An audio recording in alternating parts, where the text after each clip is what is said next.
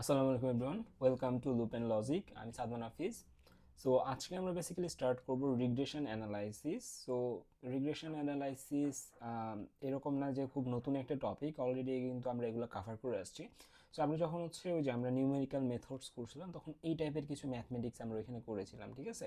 So এখানে যেরকম আমরা ক্যালকুলেটর স্প্রেডশিট ইউজ করতাম, সো এখানে স্প্রেডশিট ইউজ করা যায়। স্প্রেডশিট ইউজ করলে আমরা জিনিসগুলোকে আরও ইজি করতে পারি।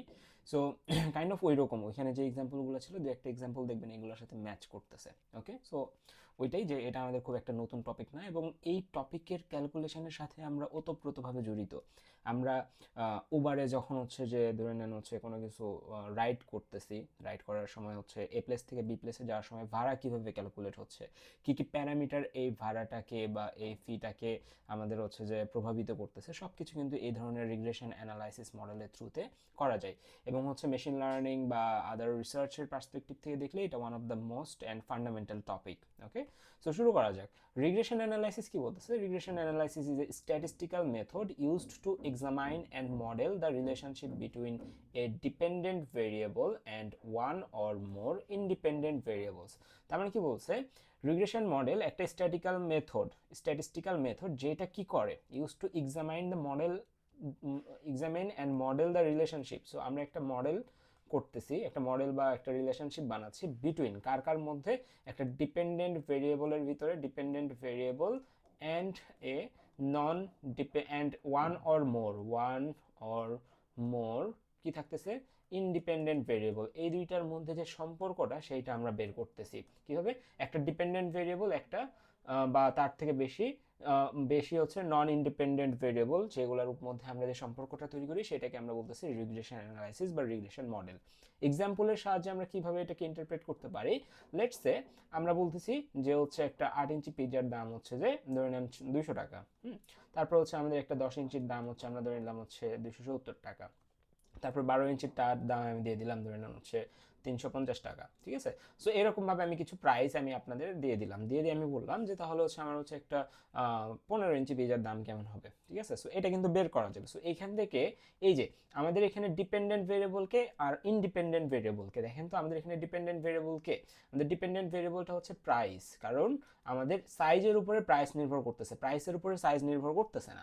সো 8 ইঞ্চি পিজের দাম 200 টাকা, 10 ইঞ্চির দাম 270 টাকা, 12 ইঞ্চির দাম 350 টাকা। এই যে আমি ডেটাগুলো দিলাম, এই ডেটাগুলোর মধ্যে এইটা ডিপেন্ডেন্ট পার্ট, এটা ইন্ডিপেন্ডেন্ট পার্ট। ওকে, সরি, এটা ইন্ডিপেন্ডেন্ট পার্ট আর এটা আমাদের ডিপেন্ডেন্ট পার্ট। সো এই যে দুইটার মধ্যে যে রিলেশন, এই রিলেশনশিপ থেকে আমরা একটা মডেল বানাই। সেই মডেলটা থেকে আমরা আবার কি করতে পারি, এই মডেলের ভিতরে যদি আমরা যেটা জানতে চাচ্ছি, 15 ইঞ্চি পিজার দাম কত বা 20 ইঞ্চি পিজার দাম কত, সেই মডেলে আমরা ইনপুট দিলে মডেল আমাকে একটা এস্টিমেটেড একটা প্রাইস দিবে, ঠিক আছে? সো এইটাই আমাদের রিগ্রেশন অ্যানালাইসিস, যেটা আমাদের কি করতেছি, আমরা এত কিছু কেন করতেছি? কারণ আমাদের এই যে প্রেডিকশন অ্যান্ড অ্যানালাইসিসের কাজে আমাদের লাগতেছে, for prediction and analysis. So আমরা প্রেডিকশন করতেছি এটা থ্রুতে।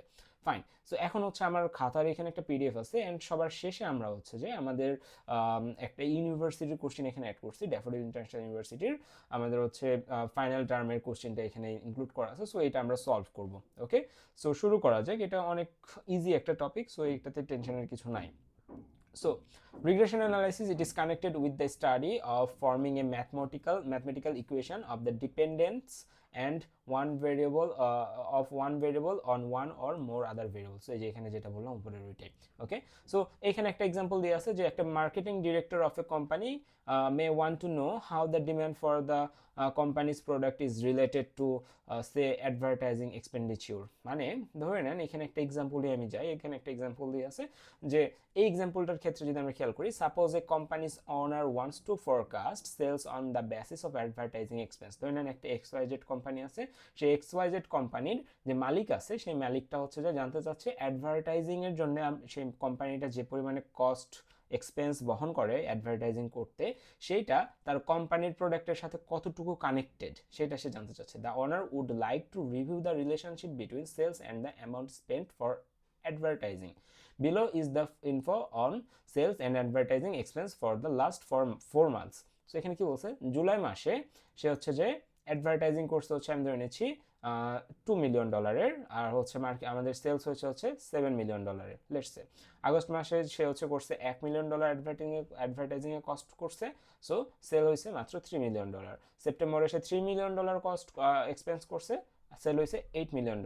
অক্টোবরে $4 মিলিয়ন এক্সপেন্স করছে, আর সেল হয়েছে হচ্ছে $10 মিলিয়ন। সো এই যে একটা উপাত্ত আমাকে দিয়ে আছে, এই উপাত্ত থেকে আমাকে জিজ্ঞেস করছে যে এখানকার রিগ্রেশন মডেলটা বের করো, বা এখানকার অ্যানালাইসিসগুলো আমাকে বের করে বলতে বের করতে বলছে, ঠিক আছে। সো একটা কোম্পানির মালিক এইগুলা দেখে সে হচ্ছে কি করে, তারা হচ্ছে পরবর্তী ডিসিশনটা নেয় যে তারা হচ্ছে এই যে অ্যাডভার্টাইজিং কস্ট আছে, এই অ্যাডভার্টাইজিং কস্টের পারফেক্ট পয়েন্ট কোনটা, কোন পয়েন্টটা দিলে আমাদের হচ্ছে ভালো হবে, কোন পয়েন্টটা আমাদের জন্য খারাপ, কোম্পানির জন্য খারাপ, ঠিক আছে। সো এইটাই। সো আমরা হচ্ছে এখন শুরু থেকে আবার আসি যে এইখানে এই এক্সাম্পলে এইটাই বলা আছে। এরপরে আমাদের হচ্ছে এখানে ডিপেন্ডেন্ট ভেরিয়েবল, ইন্ডিপেন্ডেন্ট ভেরিয়েবল বলা আছে। জেনারেলি আমরা যেটা একটা ভেরিয়েবল অন্য ভেরিয়েবলের উপরে ডিপেন্ডেন্ট, সেগুলোকে আমরা ওয়াই দ্বারা হচ্ছে ডিনোট করি। আর ইন্ডিপেন্ডেন্ট ভেরিয়েবলের ক্ষেত্রে আমরা যেটা করি সেটা হচ্ছে ডিনোট করি হচ্ছে এক্স দ্বারা। এখানে আমাদের একটা বিষয় আছে যে আমাদের তথ্যে বা উপাত্তে বলে দিয়ে থাকবে না যে কোনটা এক্স কোনটা ওয়াই। ওকে, আমাকে বুঝে নিতে হবে।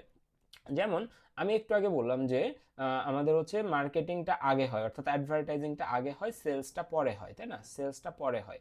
সো অ্যাডভার্টাইজিং আগে হচ্ছে, তারপরে সেলসটা হচ্ছে। সো অ্যাডভার্টাইজিংটা এখানে কি হচ্ছে, অ্যাডভার্টাইজিংটা হচ্ছে এখানে আমাদের এক্স, অর্থাৎ অ্যাডভার্টাইজিংসের উপরে সেলস ডিপেন্ডেন্ট, সেলসের উপরে কিন্তু অ্যাডভার্টাইজিং ডিপেন্ডেন্ট না। যেমন এরকম না যে আমার আজকে এই মাসে 10 কোটি টাকা হচ্ছে উপার্জন হয়েছে, তাহলে আমি হচ্ছে যে সামনের মাসে হচ্ছে যে 10 কোটির এত পার্সেন্ট হচ্ছে আমি অ্যাডভার্টাইজিংয়ে খরচ করবো, এরকম কিন্তু বিষয়টা হচ্ছে না। বিষয়টা হচ্ছে যে আমি এই মাসে 2 কোটি টাকা অ্যাডভার্টাইজিংয়ে খরচ করছি, এটার এগেনস্ট আমার সেলস কত জেনারেট হচ্ছে এটা আমাকে দেখতেছি আমি, ঠিক আছে। সো 2 কোটি টাকা খরচ করে সেলস কত আসতেছে, এগেন 5 কোটি টাকা খরচ করে সেলস কত আসতেছে, 10 কোটি টাকা সেলস অ্যাডভার্টাইজিং কস্ট দিয়ে সেলস কত আসতেছে, এইভাবে কিন্তু আমরা মেজার করতেছি। এগুলা মেজারমেন্ট থেকে যখন আমি হচ্ছে যে একটা মডেল দাঁড় করাবো, তখন আমি প্রেডিক্ট করতে পারবো যে ধরে নিচ্ছি আমি অগস্ট মাসে, আমি এখন জানতে চাচ্ছি যে আমি যদি অগস্ট মাসে আমি যদি 8 কোটি টাকা যদি অ্যাডভার্টাইজিংয়ে খরচ করি 8 crore, তাহলে আমাদের সেলস কত হবে, ঠিক আছে। সো এইটাই। হ্যাঁ, সো এখানে আমাদের এক্স অ্যান্ড ওয়াইটা ডিটারমাইন করতে হবে। সো এক্স অ্যান্ড ওয়াই কি, সময়ের সাপেক্ষে যেটা আগে ঘটে সেটা হচ্ছে ইন্ডিপেন্ডেন্ট ভেরিয়েবল, ঠিক আছে। সময়ের সাপেক্ষে যেটা আগে ঘটে সেটা হচ্ছে ইন্ডিপেন্ডেন্ট ভেরিয়েবল। কিউএসএ যেটার ভ্যালু দেওয়া থাকে সেটা হচ্ছে কি কোশ্চেনে দুইটারই ভ্যালু দেওয়া থাকবে, বাট একটু পরে দেখবো যে একটা এক্সট্রা ভ্যালু দেওয়া থাকবে, সেটার সাপেক্ষে আমরা এটাকে ডিনোট করতে পারি, অথবা আমরা এইভাবে একটু বুঝলেই, আমরা একটু দেখলেই এগুলা হয়ে যাবে। ওকে, দু একটা কোশ্চেন সলভ করলে এগুলো সবগুলো ক্লিয়ার হয়ে যাবে, এখানে কোনো সমস্যা থাকার কথা না। আফটার দ্যাট আমরা হচ্ছে যে ডিপেন্ডেন্ট ভেরিয়েবল বুঝলাম, ইন্ডিপেন্ডেন্ট ভেরিয়েবল বুঝলাম। এখন হচ্ছে আমরা রিগ্রেশন মডেলে চলে আসি। রিগ্রেশন মডেলটা কি, আমরা ওই যে ছোটবেলায় পড়ছি না y = mx + c, আমাদের বেশ কিছু রিগ্রেশন আছে, বাট আমরা হচ্ছে এই কোর্সে সিম্পল লিনিয়ার রিগ্রেশনের মধ্যেই থাকতেছি। সো সিম্পল লিনিয়ার রিগ্রেশন মডেলের ইকুয়েশনটা হচ্ছে y = mx + c, ঠিক আছে। সো এখানে m কি ছিল, m ছিল হচ্ছে স্লোপ, তাই না? এটা কি ছিল, স্লোপ ছিল। এক্স কি ছিল, এক্স ছিল হচ্ছে আমাদের ওই যে ইন্ডিপেন্ডেন্ট যে ভেরিয়েবলটা, সেই ইন্ডিপেন্ডেন্ট ভেরিয়েবলটা। সি কি ছিল, সি ছিল হচ্ছে যে আমাদের ওই যে কর্তন, তাই না? সি ছিল হচ্ছে আমাদের ইন্টারসেপ্ট, আমাদের ওয়াই অক্ষে যে জায়গাতে কর্তন করে সেটা, সি হচ্ছে আমাদের ইন্টারসেপ্ট। আর ওয়াই হচ্ছে আমাদের ওয়াই হচ্ছে আমাদের ডিপেন্ডেন্ট ভেরিয়েবল, ঠিক আছে, ডিপেন্ডেন্ট ভেরিয়েবল। ওকে, সো এইরকমই কিন্তু আমরা এখানে একটা ফরম্যাট দেখতে পাচ্ছি, alpha plus beta xi plus C. এখানে সি হচ্ছে একটা ইরোর, ঠিক আছে, সি হচ্ছে একটা ইরোর। আপাতত আমরা এটাকে সিনারিওতে না নিয়ে আসি। ওকে, সো আমরা এখানে আমরা একটা রিগ্রেশন মডেল পাচ্ছি। এই রিগ্রেশন মডেলের বিটা বের করা বা আমাদের যে স্লোপ আছে সেই স্লোপ বের করতে হয়। সো আমরা এইভাবে একটা স্লোপ বের করতে পারি। স্লোপ বের করার সূত্রটা হচ্ছে এটা। এটা অবশ্যই আপনাদের পরীক্ষার কোশ্চেনের শেষে এই সূত্রটা দেওয়া থাকবে। আমি ড্যাফোডিলের পার্সপেক্টিভে বলতেছি, বাট অন্যান্য ইউনিভার্সিটির কথাটা আমি জানি না। সো এরকম এটা একটা সূত্র আছে, আর একটা সূত্র হচ্ছে এইটা, ঠিক আছে। অর্থাৎ আপনার এখানে দুইটা সূত্র দিয়ে আছে, but I always prefer this one, কারণ এটার হচ্ছে ক্যালকুলেশনটা একটু ইজি, ঠিক আছে। এখানকার যে ভেরিয়েবলগুলো বের করতে বলে এটা খুবই ইজি এটার সাপেক্ষে। So try to use this one, okay, এটা ইউজ করার চেষ্টা করবেন। ওকে, সো আমরা হচ্ছে আমাদের হচ্ছে সূত্রটা কি, আমাদের হচ্ছে লিনিয়ার রিগ্রেশন মডেলের সূত্রটা হচ্ছে yi equal alpha plus beta xi, ঠিক আছে, yx আমরা দিতে পারি। Okay, fine. সো এটা, সো আমাদের হচ্ছে বিটা বের করার সূত্র আমরা পেয়ে গেলাম। ওকে, আমরা বিটা বের করার সূত্র পেয়ে গেছি, এই যে বিটা বের করার সূত্র হচ্ছে এইটা, আমরা ধরে নিচ্ছি। হ্যাঁ, আফটার দ্যাট আমাকে আলফা বের করতে হবে, কারণ আমাকে চাইছে কি, আমাকে এই মডেলটা বানাইতে হবে। এখন এই মডেলটা বানাইতে হলে আলফার মান লাগবে, বিটার মান লাগবে, ঠিক আছে। পরবর্তীতে আমি এক্স এর মান ইনপুট দিয়ে ওয়াই এর মান বের করে ফেলতে পারবো, একটু পরে দেখতেছি সেটা। সো আলফার মান বের করার সূত্র হচ্ছে এইটা, আলফার মান বের করার সূত্র হচ্ছে এইটা। এখন এটার মধ্যে পরিচয়গুলো দেখে নিই। এক্স বার হচ্ছে আমাদের, এক্স বার কি, এক্স বার হচ্ছে আমাদের যে ডেটাগুলো থাকবে সেই ডেটাগুলোর আমাদের কি অ্যাভারেজ হচ্ছে এক্স বার, ওয়াই বার হচ্ছে সেই ওয়াই এর যে ডেটা থাকবে সেটার অ্যাভারেজ হচ্ছে ওয়াই বার, ঠিক আছে। সো ওয়াই বার বুঝছি, এক্স বার বুঝছি, আর এখান থেকে যে বিটা বের করছি সেই বিটার মান এখানে বসালে আমাদের এই ইকুয়েশনটাকে যদি আমি সলভ করি তাহলে আমাদের আলফার মান চলে আসবে। এখন আলফার মানও আমি জানি, বিটার মানও আমি জানি, দুইটাই আমি যদি এখানে ইনসার্ট করে দিই, দুইটা এখানে ইনসার্ট করে দেওয়ার পর আমার যে রূপটা দাঁড়াবে সেটাই হচ্ছে আমাদের লিনিয়ার রিগ্রেশন মডেল। ওকে, সো এটা হচ্ছে আমাদের লিনিয়ার রিগ্রেশন মডেল। এখন একটা কোশ্চেন সলভ করব, কোশ্চেন সলভ করলে পুরো সিনারিওটা আমাদের এখানে ক্লিয়ার হয়ে যাবে। ওকে, সো বেশি চিন্তার কিছু নেই, আমরা হচ্ছে জাস্ট একটু একটু মুছে নেই। আমাদের এখানে কি বলছে, যে উপরে যে এক্সাম্পলটা বলছিলাম একটু আগে, suppose a company's owners want to forecast sales on the basis of advertising expense. The owner would like to review the relationship between sales এবং তার যে অ্যাডভার্টাইজিং কস্ট আছে সেইটার মধ্যে সে একটা রিলেশনশিপ দেখতে চাচ্ছে, ঠিক আছে, যে কতটুকু অ্যাডভার্টাইজিং এ কতটুকু সেলস হচ্ছে তার। Below is the info on sales and advertising expense for the last 4 months. ওকে, এখন আপনার ফার্স্ট কাজ হচ্ছে এখান থেকে এক্স অ্যান্ড ওয়াই কে আইডেন্টিফাই করা। এক্স অ্যান্ড ওয়াই আইডেন্টিফাই করা বলতে আমি কি বোঝাচ্ছি, কোনটা আপনার ডিপেন্ডেন্ট ভেরিয়েবল কোনটা ইন্ডিপেন্ডেন্ট ভেরিয়েবল সেটা বের করা। সো এটা যদি আমাদের অ্যাডভার্টাইজিং কস্ট হয় আর এটা যদি সেলস হয়, তাহলে আমাকে এখানে জেনারেল সেন্স থেকে বলতেছে অ্যাডভার্টাইজিং কস্টের এগেনস্টে আমাকে সেলস দিয়ে আছে, অর্থাৎ অ্যাডভার্টাইজিং কস্ট 2 লাখ হলে সেলস হচ্ছে 7 লাখ, 1 লাখ হলে 3 লাখ, 3 লাখ হলে 8 লাখ, 4 লাখ হলে 10 লাখ, এটা আমাদের বলে দিচ্ছে। এইভাবে যদি আমি বুঝতে না পারি তাহলে আমরা একটু কোশ্চেনের দিকে ফোকাস করব, ঠিক আছে। কোশ্চেনের দিকে ফোকাস করলাম। কোশ্চেনের দিকে আমাদের প্রথম কোশ্চেন বলছে determine the estimated regular model regression model. So আমরা রিগ্রেশন মডেল বের করব একটু পরে। তারপরে কোশ্চেনটা বলছে ইন্টারসেপ্ট আলফা আর beta, alpha cap beta cap, এই দুইটার মান দ্বারা কি বোঝাচ্ছে সেটা, এটাও দেখব। Estimate sales when $9 million is spent on advertising. দেখেন আমি একটু আগে বলছিলাম না যে আমাদের কোশ্চেনে যে ভ্যালুটা দেওয়া থাকবে, এই যে এখানে বলা আছে কিউএসএ যেটার ভ্যালু দেওয়া থাকবে সেটা হচ্ছে এক্স, এই যে এক্স বা ইন্ডিপেন্ডেন্ট ভেরিয়েবল আমি বলছিলাম। দেখেন কিউএসএ কোনটার ভ্যালু দিয়ে আছে ভাই, এই যে কোশ্চেনে দেখেন estimate sales when $9 million is spent on advertising, অর্থাৎ $9 million এটা কিসের, অ্যাডভার্টাইজিং এর মানটা দিয়ে আছে, তাই না। অ্যাডভার্টাইজিং এর মান দিয়ে আছে এবং আমি একটু আগে বলছি কোশ্চেনে যেটার মান দেওয়া থাকবে সেটা হচ্ছে আপনার এক্স, যদি আপনি এইভাবে বুঝতে না পারেন, ঠিক আছে।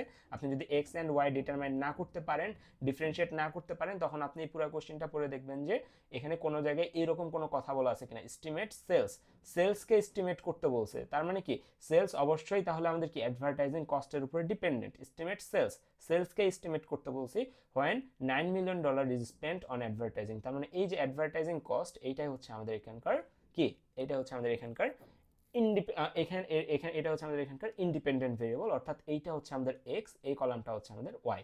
অ্যাডভার্টাইজিং কস্ট হচ্ছে এক্স আর হচ্ছে সেলস হচ্ছে ওয়াই। সো এরপরে আমাকে কি করতে হবে, আমার যে সূত্র আছে সেই সূত্র, আমাকে প্রথম কোশ্চেন কি বলছে, আমাদের রিগ্রেশন মডেলটা বের করতে বলছে। এবং আমরা কি শিখছিলাম, রিগ্রেশন মডেল ইকুয়াল কি শিখছি, আলফা প্লাস বিটা, আমাদের কি ছিল বিটা, এইখানে ছিল হচ্ছে এক্স, তাই না, এটা আমাদের সূত্র ছিল। সো আমাদের এখানে কি লাগবে, আলফা বের করতে হবে এবং বিটা বের করতে হবে। ওকে, আলফা এবং বিটা বের করি। আলফা এবং বিটা বের করতে গেলে আমাদের হচ্ছে সর্বপ্রথম কোনটা বের করতে হবে, অবশ্যই আমাকে বিটা বের করতে হবে, কারণ আলফা বের করতে গেলে বিটা লাগে। সো আমরা বিটা বের করি। বিটার সূত্র কি শিখছিলাম, ওই যে উপরে লেখা আছে, ওই সূত্রটা আপনি জাস্ট এখানে বসায় দিবেন। এই সূত্র বসায় দেওয়ার পরে এখানে কি কি লাগতেছে, এখানে সামেশন অফ এক্স ওয়াই লাগতেছে। সামেশন অফ এক্স ওয়াই বলতে কি বোঝাচ্ছি, এক্স এবং ওয়াই এর মান গুণ করব, গুণ করে সেইটার যোগফল বের করব, অর্থাৎ এই যে এক্স এর মানে এটা, ওয়াই এর মানে এটা, এক্স ওয়াই, এক্স এবং ওয়াই কে গুণ করলে যে মান হবে সেটা এটা, এ এক্স ওয়াই কে গুণ করলে এটা। সো এদের সবার সামেশন হচ্ছে 81।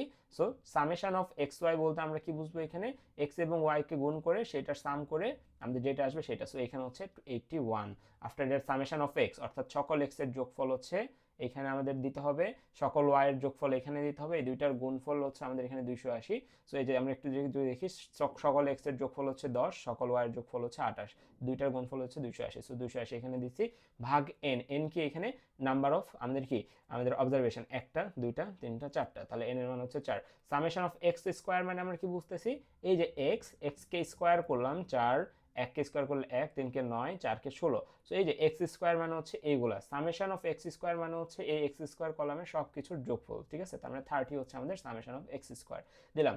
সামেশন অফ এক্স এর উপর হোল স্কোয়ার, দুইটা কিন্তু difference. Summation of x square মানে কি, সকল এক্স কে আমরা কি করব, স্কোয়ার করব, যোগ করব, এই যে স্কোয়ার করছি যোগ করছি, এই যে স্কোয়ার করছি যোগ করছি, স্কোয়ার করছি যোগ করছি। সামেশন অফ এক্স এর উপরে হোল স্কোয়ার মানে কি, সামেশন অফ এক্স এর উপর হোল স্কোয়ার মানে হচ্ছে সামেশন অফ এক্স কত, সকল এক্স এর যোগফল কত, 10। তার মানে সামেশন অফ এক্স স্কোয়ার মানে হচ্ছে হোল স্কোয়ার মানে হচ্ছে 10 এর উপরে হোল স্কোয়ার, অর্থাৎ 100। আর সামেশন অফ এক্স স্কোয়ার মানে হচ্ছে সকল এক্স এর উপর স্কোয়ার করে তারপরে যোগ করা, অর্থাৎ এটা হচ্ছে 30। এখানে কিন্তু কখনোই গুলানো যাবে না। ওকে, সব মান এখানে বসাই দিলে আমার বিটার মান আসে কত 2.2। এখন এই 2.2 যদি আমরা হচ্ছে আলফা বের করার যে ইকুয়েশন আছে সেই জায়গায় যদি বিটার মান এখানে বসাই দিই এবং আমাদের এখানে যদি আমরা এক্স এর মানটা যদি আমরা এখানে বসাই দিই, সরি এক্স বারের মানটা যদি বসাই দিই এবং ওয়াই বারের মানটা যদি বসাই দিই, তাহলে আমার এখান থেকে আলফার মান চলে আসবে। ওয়াই বার কি? ওয়াই বার হচ্ছে আমাদের এই যে ওয়াই এর যেসব অবজারভেশন দিয়ে আছে এইগুলার অ্যাভারেজ, ঠিক আছে। ওয়াই বার ইকুয়াল, তার মানে এখানকার টোটাল যোগফল কত 28 এবং টোটাল নাম্বার অফ এলিমেন্ট হচ্ছে 4, 28 ভাগ 4 হচ্ছে 7, মানে ওয়াই বার হচ্ছে আমাদের 7। এক্স বার কি? এক্স বার হচ্ছে যে এক্স এর এখানে যে মানগুলো দিয়ে আছে এগুলার গড়, গড় হচ্ছে 2.5, এখানে সব বসাবেন, বসায় যে রেজাল্ট পাবেন সেটা হচ্ছে আপনার আলফার মান। সো আপনি আলফা পাইছেন, বিটা পাইছেন, এখন আপনি জাস্ট এই দুইটাকে আপনার ইকুয়েশনে বসায় দিলে আপনার এই যে রিগ্রেশন মডেলটা আপনার তৈরি হয়ে যাবে। তাহলে রিগ্রেশন মডেল কি লিখতেছেন? Y cap equal 1.5 plus 2.2 xi plus e হচ্ছে আমাদের এখানকার ইরোর। ওকে, সো এক নম্বর কোশ্চেনের অ্যান্সার আপনি পেয়ে গেছেন। এক নম্বর কোশ্চেনের রিগ্রেশন মডেল বের করতে বলছে, সো আপনি সেটা বের করে ফেলছেন। আফটার দ্যাট কি বলছে আপনাকে? Intercept the value of alpha cap আর বিটা ক্যাপ। আলফা ক্যাপ এবং বিটা ক্যাপের ভ্যালুকে ইন্টারসেপ্ট করতে বলছে। সো আলফা ক্যাপের ভ্যালু বের করছিলেন একটু আগে, বিটা ক্যাপের ভ্যালু বের করছিলেন। সো তারা কি বোঝাচ্ছে এটা দেখেন। Alpha cap equal 1.5 means that if there is no advertising cost then sales revenue would be 1.5 million. So ধরে নেন আপনার যে কোম্পানির কথা আমরা মেজার করতেছি সে কোম্পানি একটা মান্থে লেটস সে হচ্ছে কোনো কিছু কোনো অ্যাডভার্টাইজিং কস্টই সে হচ্ছে যে বিয়ার করলো না, দেখা যাচ্ছে অ্যাডভার্টাইজিং কস্ট হচ্ছে 0 সেই মান্থে, তাহলে কি সেই কোম্পানির টোটাল সেলস 0 হয়ে যাবে? অ্যান্সার হচ্ছে না। তাহলে অ্যাডভার্টাইজিং কস্ট বা এক্স এর মান যদি 0 হয়ে যায়, অ্যাডভার্টাইজিং কস্ট কি ছিল আমাদের? অ্যাডভার্টাইজিং কস্ট ছিল আমাদের এক্স এর মান যদি 0 হয়ে যায় তাও আমাদের যে পরিমাণে সেলস হবে সেটাই হচ্ছে আমাদের কি আলফার মান। Alpha equal 1.5 means that if there is no advertising cost, যদি কোনো অ্যাডভার্টাইজিং কস্ট না থাকে, there sales revenue would be 1.5 million. ঠিক আছে, আলফার মান যদি 1.5 হয় এইটাই ডিনোট করতেছে। আমি যদি আরেকটা এক্সাম্পল বলি যে উবারে ভাড়া ক্যালকুলেট হয় কিভাবে। উবারে ভাড়া ক্যালকুলেট হওয়ার জন্য ধরে নিচ্ছি আমাদের ফি, ঠিক আছে, ফি ইকুয়াল আমরা কি লিখবো যে হচ্ছে একটা বেজ অ্যামাউন্ট থাকবে, যে আমরা যদি এ থেকে বি প্লেসেও যাইতে চাই, এটার দূরত্ব ধরে নেন হচ্ছে হেঁটে যাইতে 2 মিনিটও যদি লাগে, তা আমাকে একটা বেজ অ্যামাউন্ট বেয়ার করতে হবে, যে ধরে দেখা যাচ্ছে যে 50-এর নিচে কোনো ভাড়া হয় না। সো বেজ অ্যামাউন্ট হচ্ছে এখানে 50, ঠিক আছে। অর্থাৎ আপনি যদি এ থেকে বি এর দূরত্ব 0 মিটারও হয় তাও আপনাকে 50 টাকা এখানে কি করতে হবে? দিতেই হবে, ঠিক আছে। তার মানে বেজ অ্যামাউন্ট প্লাস আপনার হচ্ছে ধরে নেন প্রত্যেক কিলোমিটারে যাওয়ার জন্য আপনার হচ্ছে যে চার্জ আসে 30 টাকা করে প্রতি কিলোমিটার, এরপরে একটা এক্স।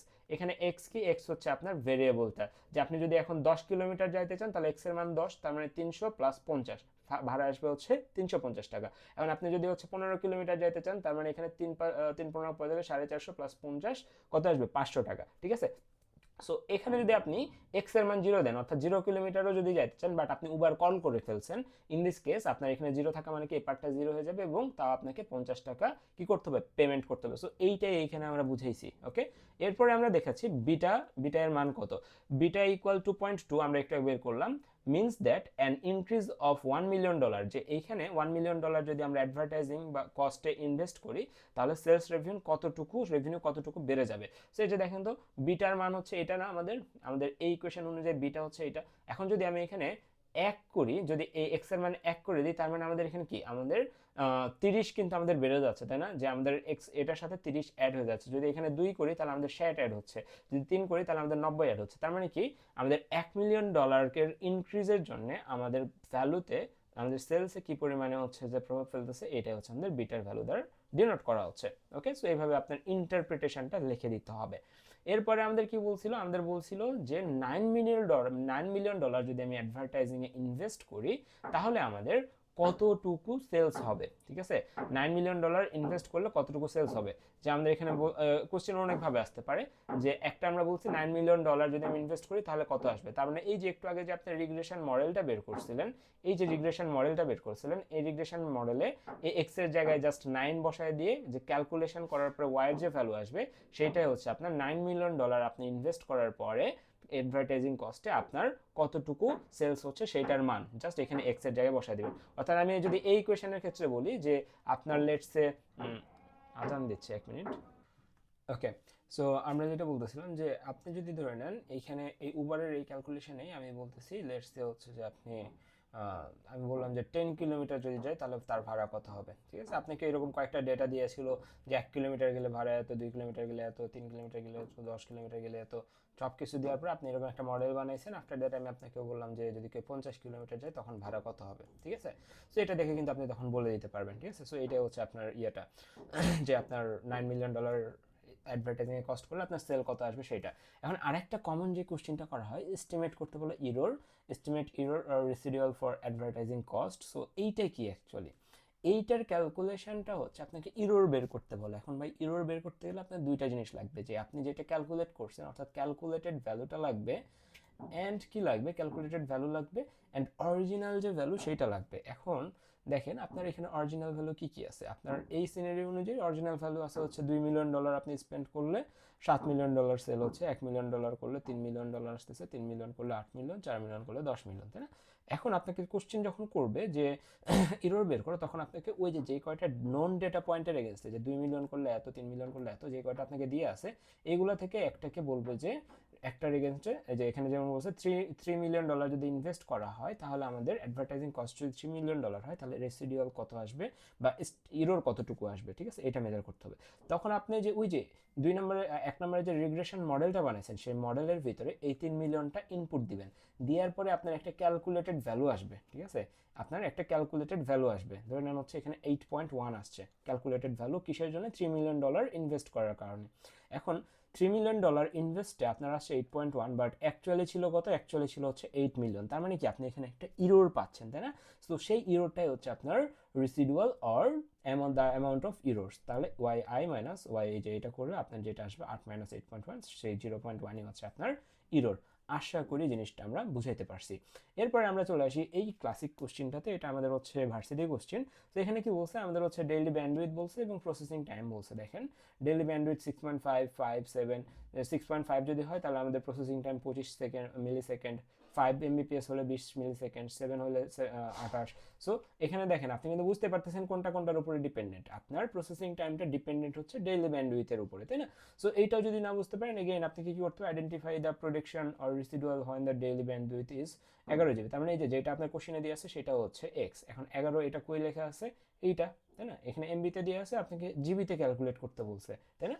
তাহলে এটা আপনার কি এমবি এবং জিবি কি একই, কারণ 11 GB কি আপনি হচ্ছে এমবিতে কনভার্ট করতে পারেন, তাই না। সো চিল। এরপর আপনি কি করবেন, এখান থেকে এই যে কনস্ট্রাক্ট দ্য স্ট্রেংথ অ্যান্ড, এটা হচ্ছে আপনাদের পরের চ্যাপ্টার, একটু পরে যেটা পড়াবো আপনার হচ্ছে এটা কোরিলেশনের, এটা আপাতত এখানে আমি দেখাচ্ছি না, ওইটাতে আমি দেখাবো।